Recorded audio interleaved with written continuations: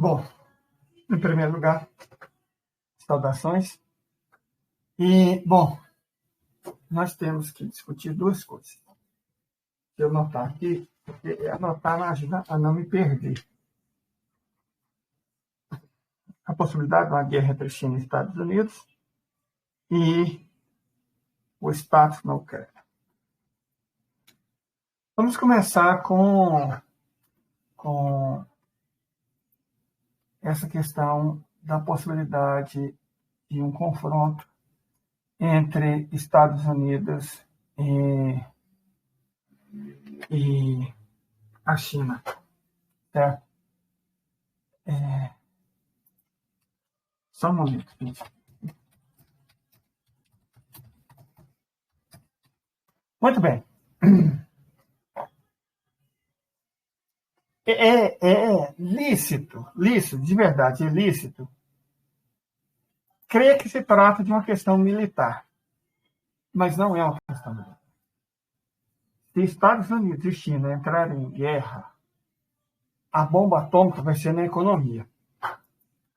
Mas antes da gente explicar a nossa tese, vamos imaginar um confronto entre China e Estados Unidos. Eu vou aproveitar a possibilidade que o Telegram possibilita isso e vou colocar um mapa da China aqui para todo mundo ver, para demonstrar a minha tese. Vai ficar mais fácil de visualizar. Certo? Só um momentinho. Para vocês terem uma ideia do que eu quero dizer.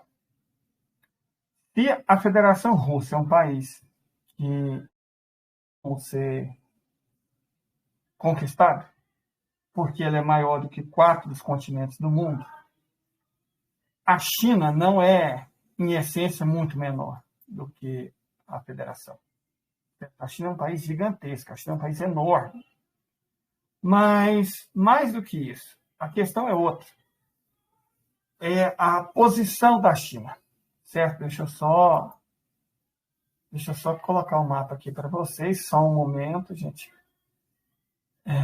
E a hora que vocês verem, vocês vão entender o que eu quero dizer. Certo? Aqui. Nós já temos um mapa. Deixa eu só... Pronto. Temos um bom mapa da China. E vou compartilhar ele com vocês. Só um momento aqui. E aí as coisas vão ficar mais, digamos assim, mais visualizáveis, né?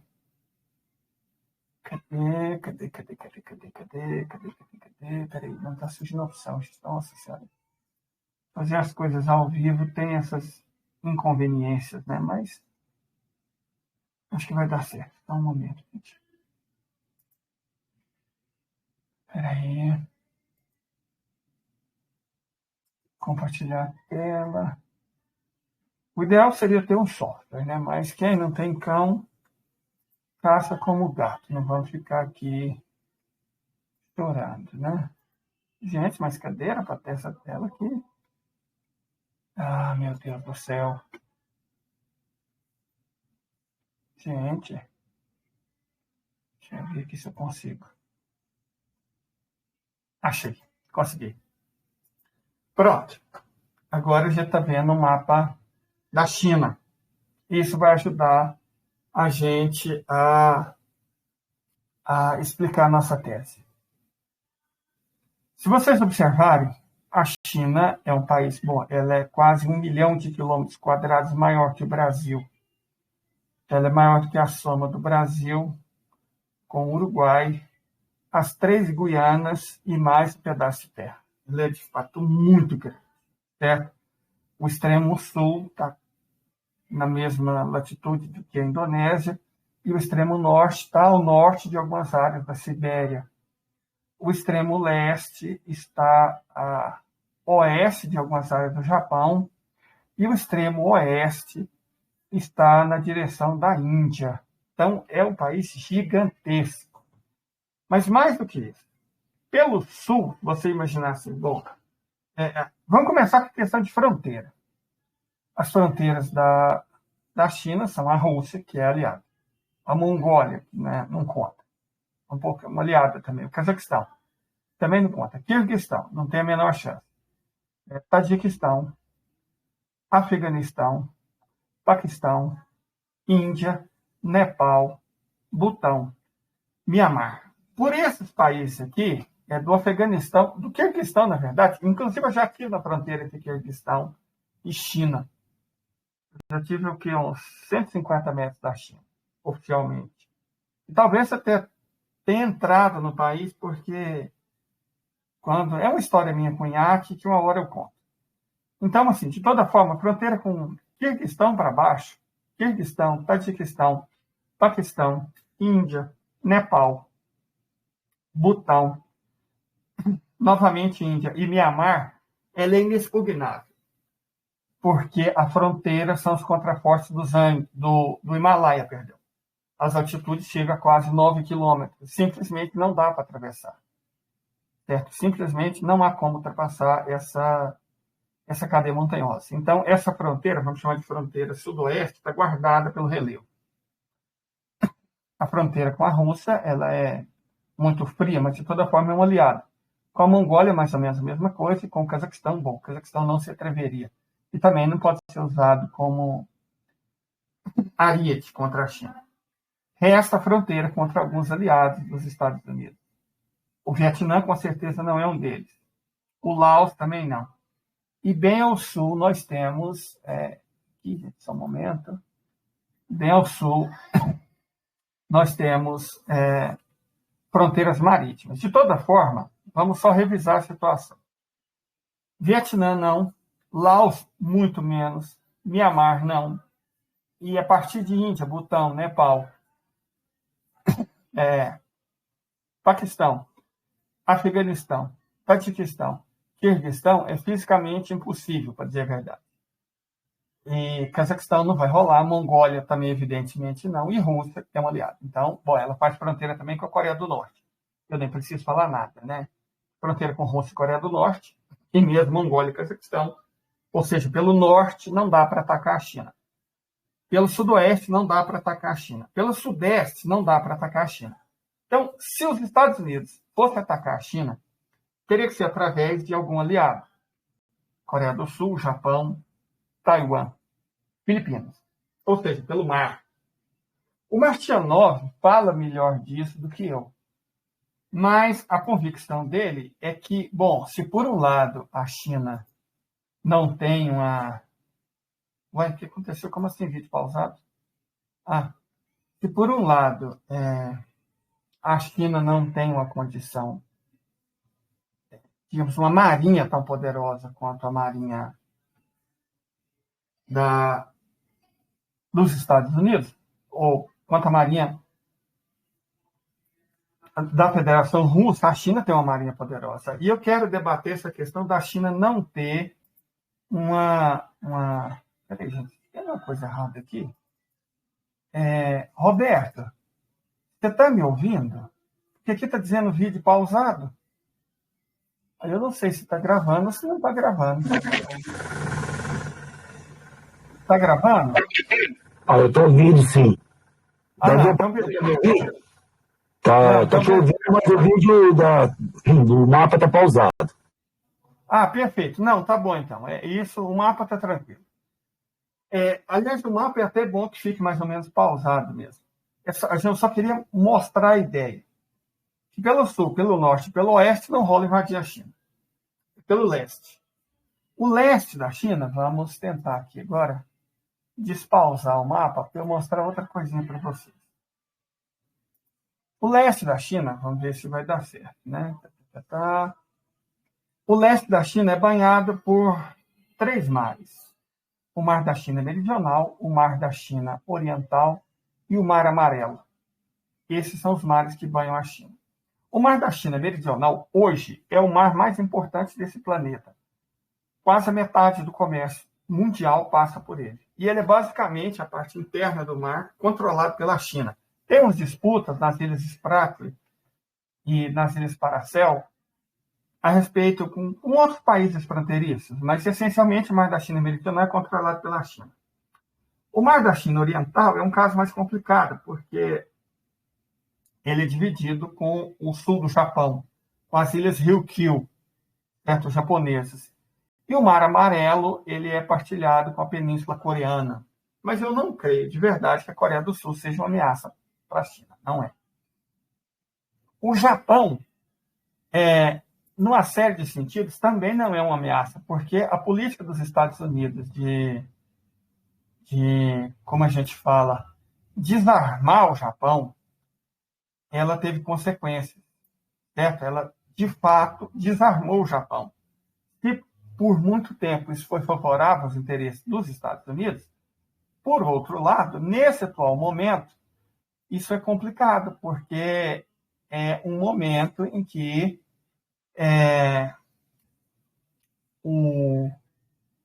os Estados Unidos precisavam, de fato, de um apoio. Os Estados Unidos realmente precisavam de um apoio. E agora não tem mais. Certo? Agora não tem mais. Boa noite, Paulo. Seja muito bem-vindo. Então, o que a gente vê, o que a gente percebe, é que qualquer estratégia de fazer guerra com a China vai depender de proxies. Esses proxies, considerando a Coreia do Sul muito limitada militarmente, esses proxies seriam Taiwan, o que é complicado, porque Taiwan é China, e o Japão. Só que o Japão não tem condições. O Japão não tem condições. Vou nem falar de Filipinas. Certo? Para uma guerra contra o Império do Meio, os Estados Unidos teriam que se deslocar pelo mar 10 mil quilômetros. E aí entram algumas questões faladas pelo Martianov. Você tem a opção de submarino e a opção de porta-avião. A opção de porta-avião é impraticável, porque a China tem mísseis hipersônicos. Certo? A verdade, gente, é que toda a doutrina militar naval dos Estados Unidos está ultrapassada. Por que a doutrina militar naval dos Estados Unidos está ultrapassada? Porque ela se baseou desde sempre em porta-avião. Desde a Segunda Guerra Mundial, ela é baseada em porta-avião. E desde a invenção dos mísseis hipersônicos pela Rússia, um porta-avião é só um alvo lento e gordo. Certo? O míssil hipersônico deixa o porta-avião não valendo, nada. Certo? Não vale nada. Não vale nada. Ah, custou bilhões, é capaz de transportar não sei o quê. Gente, não faz diferença. Tendo mísseis hipersônicos, e a República Islâmica do Irã tem, a Coreia Popular tem, a Rússia, evidentemente, foi quem criou a tecnologia, né? É o país que mais possui toda a ampla classe de mísseis hipersônicos, inclusive ar. Mas a China também tem. Não chega, claro, no nível tecnológico dos russos, mas é muito mais que o suficiente para afundar a Marinha dos Estados Unidos, considerando que ela tem 11 porta-aviões. E a China tem muito mais do que 11 mísseis hipersônicos. Então, o porta-avião não conta mais. Resultado, uma guerra teria que ser travada por submarinos. Certo? Submarinos, os Estados Unidos ainda tem bastante. A China também tem. Mas os Estados Unidos têm bastante. O risco, a ameaça que a China enfrenta da Marinha dos Estados Unidos é de submarino. Perfeito? O submarino é uma arma complicada porque a detecção de submarino pode ser uma coisa difícil de ser feita. Os submarinos podem ser furtivos. E os submarinos americanos podem transportar armas nucleares. Então, isso deixa as coisas um pouco complicadas para a República Popular da China. Mas vamos lá. Se a China não tem condição de detectar esses submarinos, e ela não tem, eu até vi um comentário interessante de alguém falando sobre... Teve até um vídeo, um general português, major general português, que é um ótimo analista geopolítico, muito bom, analista militar muito bom, competente, e ele diz que a Rússia se beneficia com a tecnologia chinesa. Olha, com todo respeito ao major general português, ele não sabe de nada. Em termos de tecnologia, a Rússia está muito na frente da China, mas muito na frente. A Rússia não se beneficia de tecnologia chinesa. É exatamente o contrário. Existe um satélite especial chamado Neutron. Esse satélite Neutron é, na prática, um satélite de de laser, certo? É um satélite a laser que opera basicamente como um espectrômetro de massa. Mas, como assim? A Rússia construiu um satélite caríssimo, de bilhões de dólares, para operar como espectrômetro de massa? O que um satélite espectrômetro faz? Gente, eu não sei se vocês têm ideia do que seja um espectrômetro. O espectrômetro é uma ferramenta das mais interessantes. Ela é uma máquina que tem feixe de laser. O que você faz? Você reduz uma coisa a pó e queima esse pó. Queimado, incinerado, na verdade, esse pó vai virar gás. Certo? A partir do momento que ele vira gás, você queima ele com laser. Ele vai liberar um padrão de luz. Esse padrão de luz vai permitir que a máquina determine a composição química daquilo que você jogou dentro dele. Mas qual é a utilidade disso? A utilidade disso é que se você tem um satélite que funciona como espectrômetro para analisar a composição de gás ou de outras substâncias, na prática ele pode ser usado para buscar radiação. Ou, em outras palavras, ele é um detector de armas nucleares. Uma coisa interessante sobre as armas nucleares é que elas emitem radiação, é óbvio. E essa radiação sai da bomba. Ela não precisa explodir para ser detectada. Uma bomba atômica é naturalmente radioativa. Ela naturalmente emite radiação. E o nêutron, ao que tudo indica, é capaz de detectar essa radiação. Ou seja, o nêutron ele é capaz de detectar qualquer míssil ou qualquer arma nuclear em qualquer ponto da Terra, em qualquer segundo. Certo? Ele é um detector de armamento nuclear, na prática. E isso é possível porque ele tem um feixe de laser extremamente poderoso. Nós já explicamos num vídeo como a Rússia muito provavelmente faz isso. Ela usa um sistema óptico quântico de varredura por fusão nuclear a pulso, tendo como combustível netônio-247. É uma tecnologia extraordinária, que é a que eles usam no Perevest. E eles conseguiram miniaturizar essa tecnologia a ponto de poder colocar ela em caças, em bombardeiros. Ou seja, os chineses podem se beneficiar dessa tecnologia russa, que é capaz de caber em um avião como o MiG-35, como o Sukhoi Su-57, como o Sukhoi Su-35, como o Tupolev Tu-22M. Então, existem aviões, tanto caças quanto caça-bombardeiros, para não falar em aviões de radar e bombardeiros em si, que estão capazes de carregar esses feixes de varredura de laser. Você pode usar ele como arma, igual o Perevest é uma arma, mas você pode usar ele também para sistema de varredura, para detectar radiação. Detectando radiação, aí entra em jogo uma insuficiência tecnológica dos Estados Unidos. Pode parecer surpreendente, mas os Estados Unidos não têm tecnologia para purificar o urânio. Ah, mas eles fizeram a primeira bomba atômica. Sim, plutônio. Eles não conseguem purificar o urânio. O Brasil consegue. Eles até prenderam o responsável pela tecnologia brasileira, né? Usaram o marreco de Maringá para fazer isso, mas essa tecnologia eles não têm. Então, isso quer dizer que todas as bombas atômicas dos Estados Unidos têm a mesma assinatura. São bombas de polônio ou de plutônio. Como o polônio não é um bom material para isso, são bombas de plutônio. E o plutônio tem uma assinatura de radiação muito específica. Ou seja, se você tem supercomputadores muito poderosos, e a Rússia tem, se você tem satélites incrivelmente poderosos de localização, e a Rússia tem, estamos aí falando do sistema Kupol, né, e também dos sistemas Peônia e Lotus B, você tem como detectar a presença de uma arma nuclear em qualquer ponto do planeta.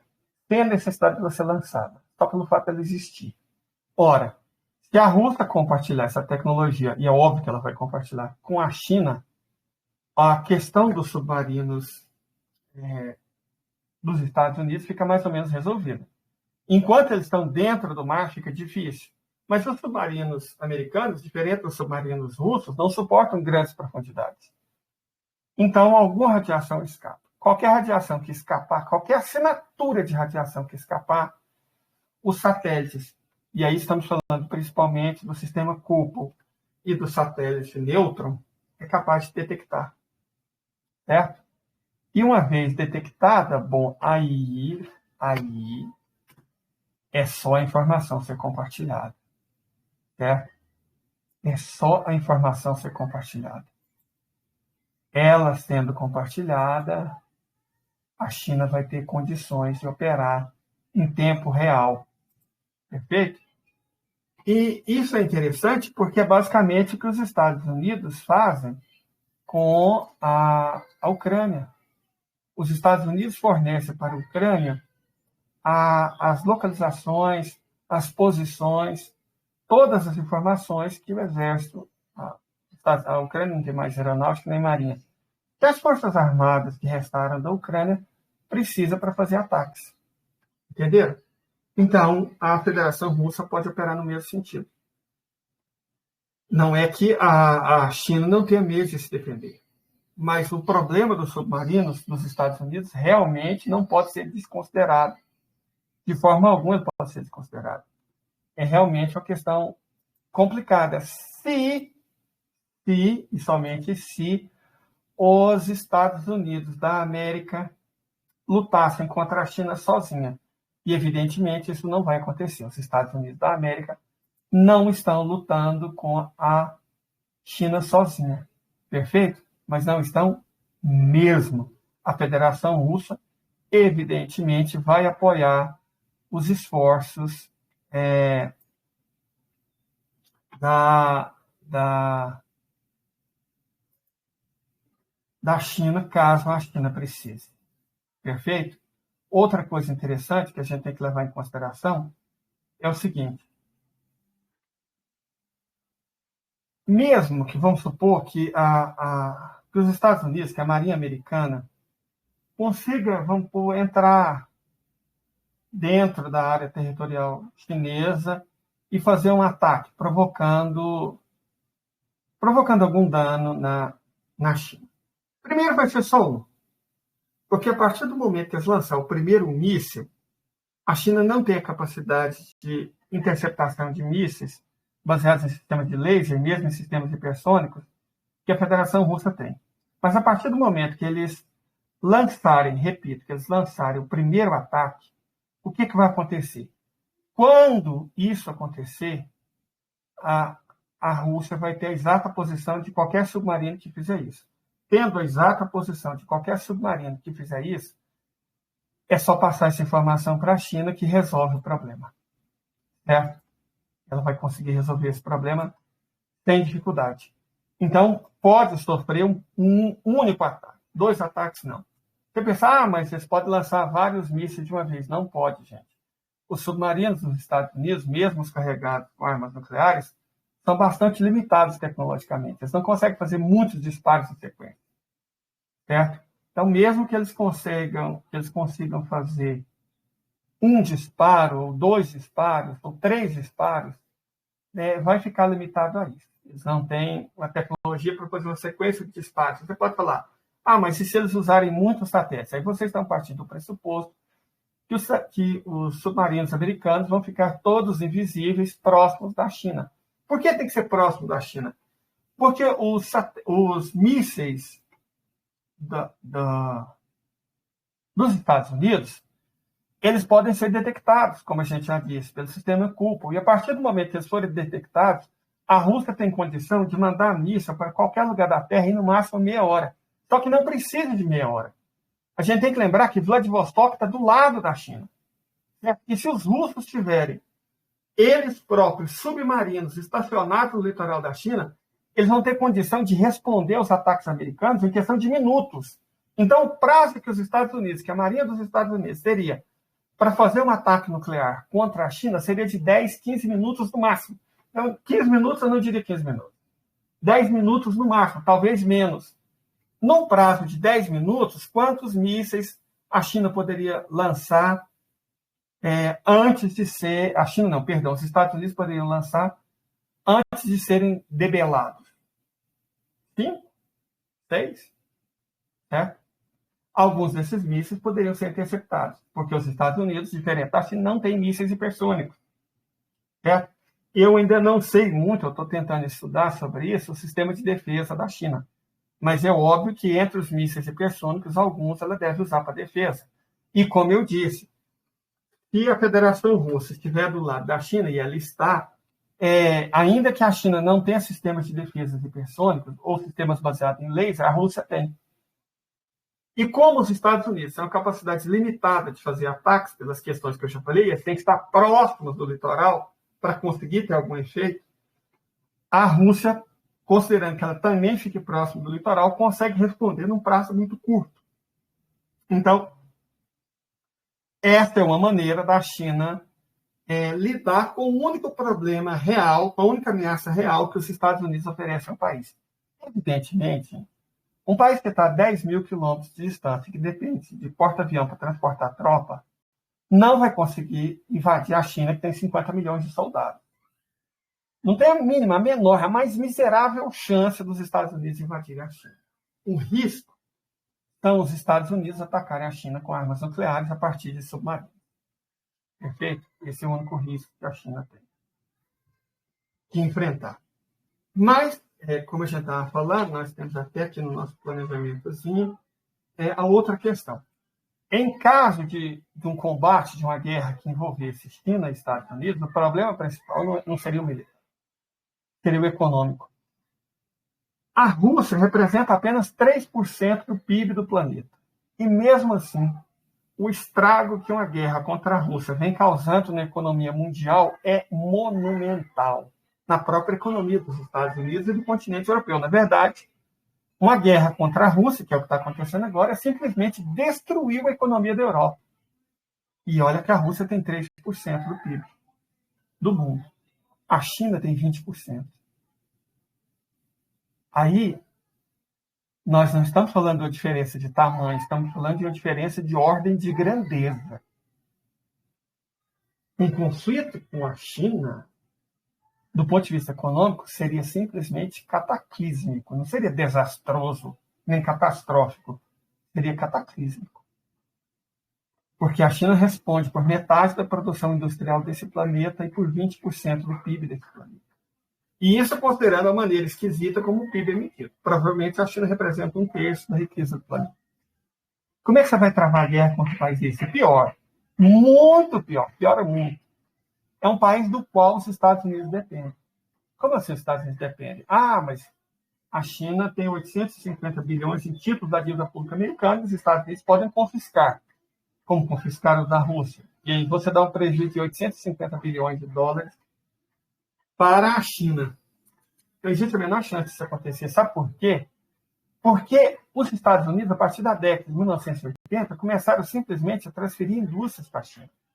E os ativos dos Estados Unidos na China ultrapassam facilmente os 3 trilhões de dólares.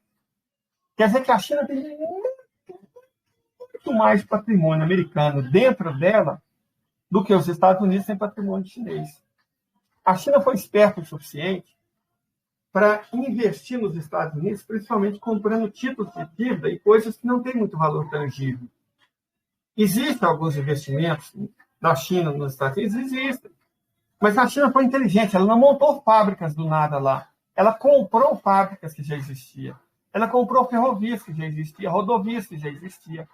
Ela comprou fazendas que já existiam. Traduzindo, o que a China fez de novo nos Estados Unidos? Nada. É o famoso investimento que não significa crescimento.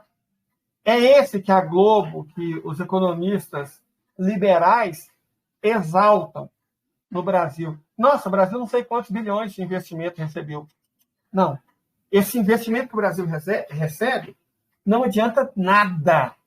Porque ele não se traduz na construção de nada novo, nenhuma mina, nenhuma ferrovia, nenhuma rodovia, nenhum porto.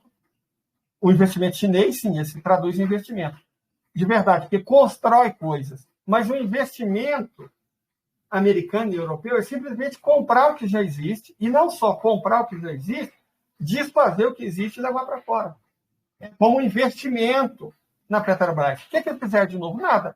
Roubaram a tecnologia brasileira e roubam o petróleo brasileiro. O que eles fizeram de novo? Nada. assim é o investimento chinês nos Estados Unidos. Se os Estados Unidos confiscarem o investimento chinês nos Estados Unidos, eles não vão estar confiscando nada.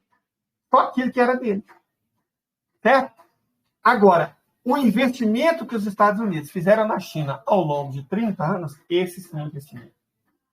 Vou dar um exemplo, que é o pior possível para os Estados Unidos. A fábrica da Intel, que está conseguindo, ao que parece, produzir processadores de 2 nanômetros. Tecnologia extraordinária, fantástica. Só que em território chinês. Qual vocês acham que é a chance da China deixar os equipamentos que estão em território chinês e ir para os Estados Unidos? Nenhuma. A China não está deixando capitais que estão no território chinês voltar para os países de origem. Está prendendo capitais. Então, a chance da China deixar qualquer fábrica, por menor que seja, de palito de dente, sair da China e voltar para o Ocidente é nenhuma. Certo? E vamos a um outro ponto. No caso de guerra, evidentemente, a China pararia de fornecer bens industriais para os Estados Unidos.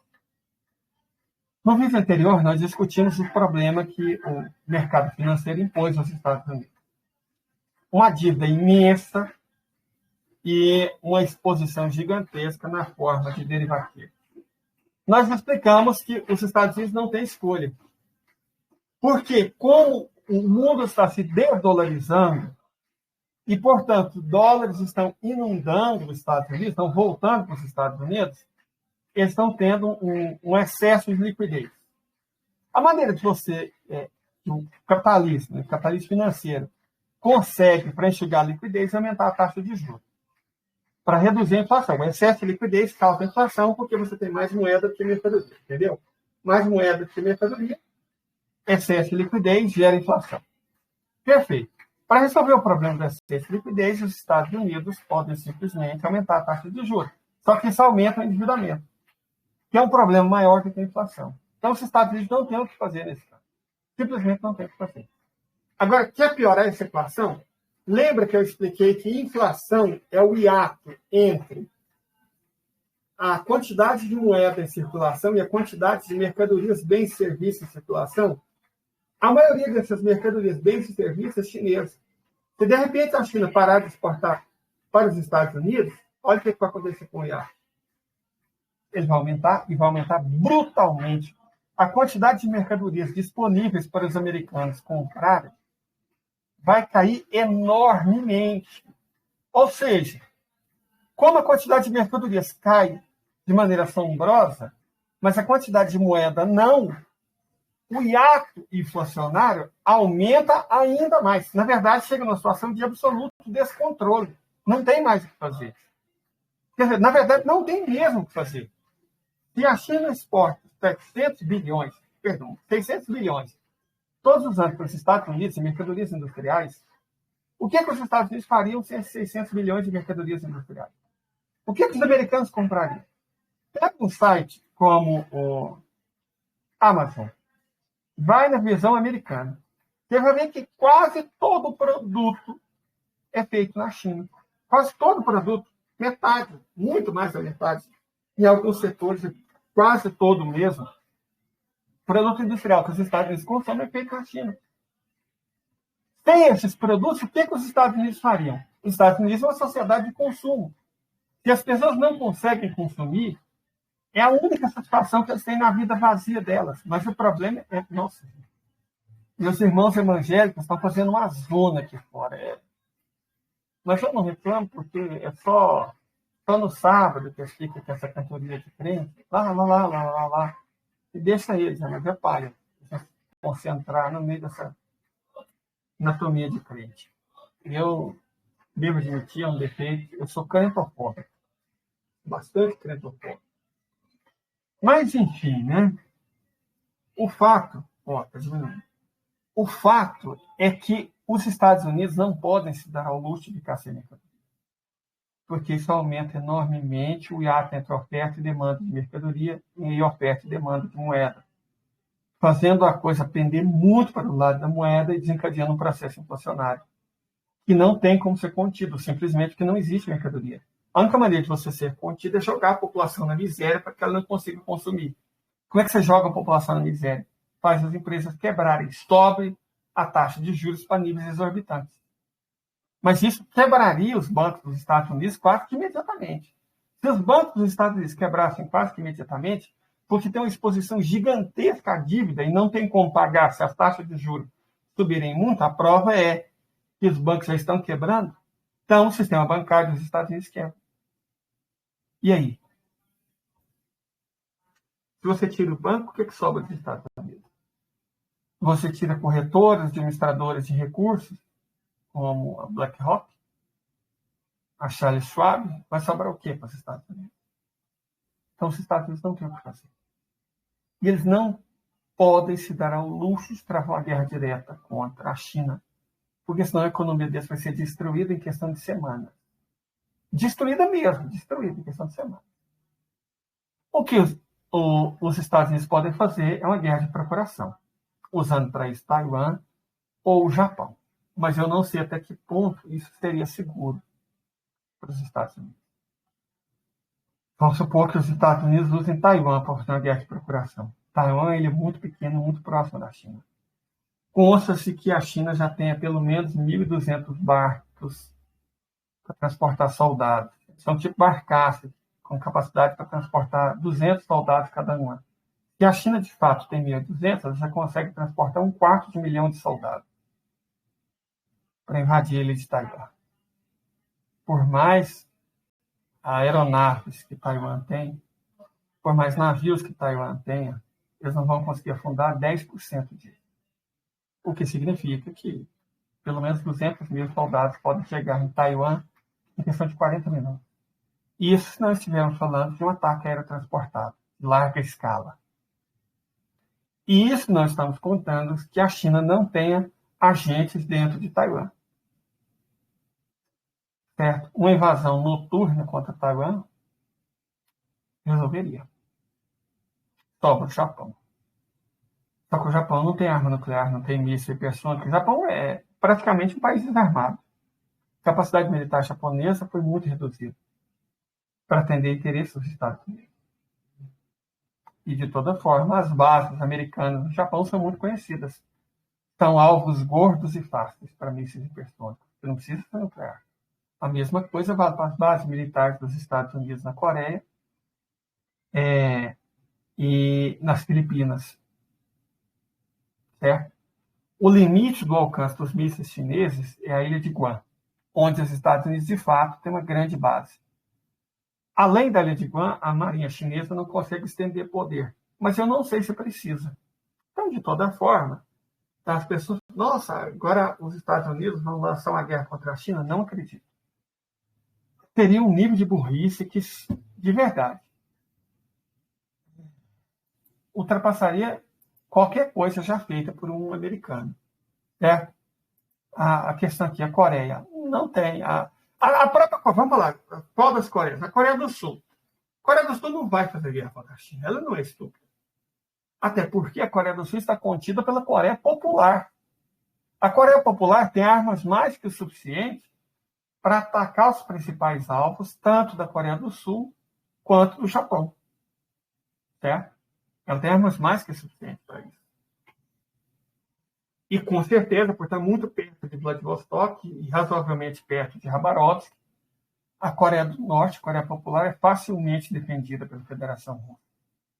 Defendida quase como se fosse uma oblast russa. Então, atacar a Coreia do Norte é qualquer coisa, menos uma ideia esperta. Isso quer dizer, o que eu estou dizendo em resumo, é que os Estados Unidos não têm condição de fazer uma guerra contra a China. Seriam devastados economicamente. Militarmente, elas não podem, como eu disse, atacar nem pelo sul, nem pelo oeste, nem pelo norte. Só resta o leste, só resta pelo mar. Nós explicamos que porta-avião não rola, porque é só um alvo gordo para mísseis hipersônicos, então teria que fazer isso por submarino. Nós falamos que aí sim, o submarino é um problema. Mas é um problema que pode ser fortemente minimizado com o apoio russo adequado. Se os russos apoiarem os chineses num conflito que envolva submarinos americanos, é um problema que pode ser debelado em questão de horas. Exatamente pelo que eu falei. Não só pela capacidade russa de ter armas de dissuasão mais eficientes, como principalmente pelos sistemas de satélite. E aí estamos falando basicamente dos sistemas Kupol e Neutron. certo? A arma superior da Rússia, num caso desse, ainda que a Rússia tenha uma marinha poderosíssima, carregada de mísseis hipersônicos, Kinjal, Zircon e tudo mais, a principal arma da Rússia não são esses submarinos e não são esses navios, e não são diretamente esses mísseis hipersônicos, nem o sistema laser Perevest. A principal arma da Federação Russa são os satélites. Eu vejo os analistas militares, eles são ótimos, pelo amor de Deus, mas é incrível como todos eles estão ignorando a principal arma, tanto da defesa quanto da capacidade russa de dissuasão, que são os satélites. A chave da ação russa, seja no campo ofensivo, seja principalmente no aspecto defensivo, são os satélites. Satélites de alta tecnologia, os sistemas, repetindo, Peony, Lotus B, Kupol e o satélite Neutron, que já explicamos como ele funciona e o que ele é. Certo? E isso daqueles que a gente conhece, né? Nada garante que... nós até falamos que existe um pequeno satélite de espião de radar que a Federação tem. Certo? Já até identificamos esse satélite. Tem um vídeo falando sobre isso, não vamos falar muito sobre isso, mas o satélite pequeno existe, nós já entendemos como ele funciona. Certo? Explicamos aqui. É um satélite que capaz de vigiar uma área pequena, uma área de 500 mil a 1 milhão de quilômetros quadrados. Mas o mar da China meridional só tem 3 milhões de quilômetros quadrados. Toma isso com o Mar Amarelo, o Mar de Okhotsk e o Mar da China meridional. Se a China patrocinasse uns 8 desses satélites, toda aquela região estaria defendida e protegida. A Rússia não tem mais condição de fazer esses satélites. Por quê? Não é que ela não tenha tecnologia, que ela não tenha fábrica. Ela simplesmente não tem mão de obra. A Rússia está operando na capacidade total da economia dela. Agora, a China tem muita mão de obra disponível e tem capacidade tecnológica para, com apoio russo. É lógico que a Rússia não entregaria os planos assim, 100%. Mas poderia mandar a China fazer o grosso no próprio território chinês, que faz 10 satélites. Faz 95% do satélite. A hora que tiver 95 pontos, manda para a Rússia instala os 5% de componente crítico e opera. Lança esses satélites para o espaço. E aí você tem uma rede, uma constelação de pequenos satélites, nessa faixa de 100 libras, 45 quilos, operando nos mares do leste da China. Na verdade, desde o Mar de Okhotsk no norte, né, desde o Mar de Okhotsk no norte, até a Malásia no sul. Toda aquela faixa leste, não só do litoral chinês, como das áreas mais ao norte, das áreas mais ao sul, poderia ser fechada por uma constelação de satélites russos, construídos 90% a 95% pela China e terminados pela Federação Russa. E isso poderia ser feito em questão de meses. É só... Então, uma pergunta interessante. A fábrica de satélites da Rússia, ela foi feita para fazer 20 satélites. 50, se você considerar satélites pequenos. É pouco para as necessidades, no caso de uma guerra. Os satélites, essa fábrica russa de satélites, concentra-se em fazer satélites. O que se tem na rede de informação russa é que 20 desses satélites seriam de uso militar, portanto exclusivo, e de 30 a 50 de uso civil. Esse satélite de uso civil pode ser transformado em satélite de uso militar. Mas esses satélites, deixa eu explicar, esses satélites pequenos, que é o que seria mais útil no caso de um eventual conflito, eles têm uma tecnologia muito tensa, que não vai ser feito numa fábrica de satélite. Certo? Então, nesse caso, o ideal, a China tem capacidade de, se quiser, fazer 2.000 satélites por ano. Satélites pequenos. Então, a China tem uma expertise enorme para fazer satélites pequenos. É como eu disse, a Rússia manda os planos para carcaça, a China fabrica tipo 90% num prazo muito curto, devolve esses satélites 90% pronto para a Rússia termina de montar os 10% e manda para o ar. Aí sim, aí você pode juntar a capacidade industrial dos dois tipos. Porque a fábrica de satélites da Rússia, ela é feita pensando em constelações russas de satélite. É claro que pode servir a nações aliadas, inclusive o sistema Kupol explicitamente determinado para servir também a países aliados, mas no caso desses satélites de pequena dimensão, que inclusive é baseado num satélite, numa tecnologia usada por satélites japoneses, no caso específico desses satélites, a questão não é fabricar carcaça, que é rápido, é montar os componentes, digamos, mais brutos, que é uma pequena bateria, provavelmente de zinco, prata, que conseguisse operar por 6 meses como radar, em órbitas extra baixas, e um motor a plasma. O motor a plasma, com certeza, teria que ser feito na Rússia. A China não tem tecnologia para fazer esse tipo de motor a plasma. A Rússia tem. Então, como eu disse, hipoteticamente, a Rússia fabricaria os 10% de componentes mais essenciais, especificamente motor a plasma e os sistemas de imageamento. E o restante, o grosso do satélite, poderia ser feito pela China, como ela tem uma capacidade industrial formidável. Eu diria que ela não precisaria mais do que uma semana para fazer 10, 12, 15 desses satélites, a 90%. Então, mandar para a Rússia, ela faz os outros 10, 5% de falta. Certo? Então, assim, além da federação poder fornecer navios equipados com armas hipersônicas e armas laser, e poder fornecer submarinos para combater os submarinos dos Estados Unidos, que representam realmente uma ameaça contra a China, a maneira mais eficiente da Federação Russa apoiar a China, no caso do eventual conflito, seria com satélite. E, evidentemente, o que a China faria num caso desse é derrubar os satélites americanos. Com certeza, a China também tem tecnologia para fazer isso. Não é a mesma tecnologia que a Rússia, porque não é baseada em laser.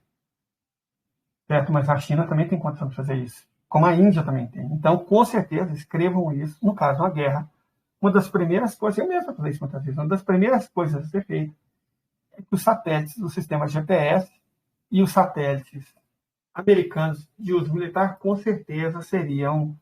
Opa, Luiz, seja bem-vindo. Seriam derrubados. Então, vocês podem ter certeza absoluta quanto a isso. Certo? Uma guerra moderna, gente, e Sun Tzu, que é chinês, falou isso. Tem informação sobre si e sobre o inimigo. Como é que você consegue informação? Grande salve, Luiz. Como é que você conseguiria informação hoje? Como é que você consegue informação militar hoje? É com satélite e radar. Principalmente com satélite. Então, é óbvio que uma das primeiras providências da China seria derrubar satélites americanos, críticos. Certo? Então, um conflito direto entre essas duas potências seria devastador. Porque a derrubada desses satélites tem o sistema GPS. Gente, é um sistema de tudo, até caixa eletrônica funciona com base de GPS. Até cartão de crédito funciona com base no sistema GPS. Sem o sistema GPS, a economia financeira baseada em eletrônica seria destruída, literalmente na velocidade da luz. Correto? Exatamente isso. Seria destruída na velocidade da luz. E os Estados Unidos não poderiam fazer absolutamente nada para salvar a economia debilitada dele. Perfeito? Então, eu vou encerrar por aqui e daqui a pouco eu abro outra, porque eu quero falar sobre os lances que estão acontecendo na Ucrânia. Eu não quero deixar tudo numa live só, porque eu estou com medo de não ter gravado isso aqui direito. Oremos, gente, oremos. Vamos torcer para que tenha gravado, mas eu não estou muito esperançoso, não. Acho que Deus está bom de alguma forma. Vamos torcer para que não. De toda forma, até daqui a pouco.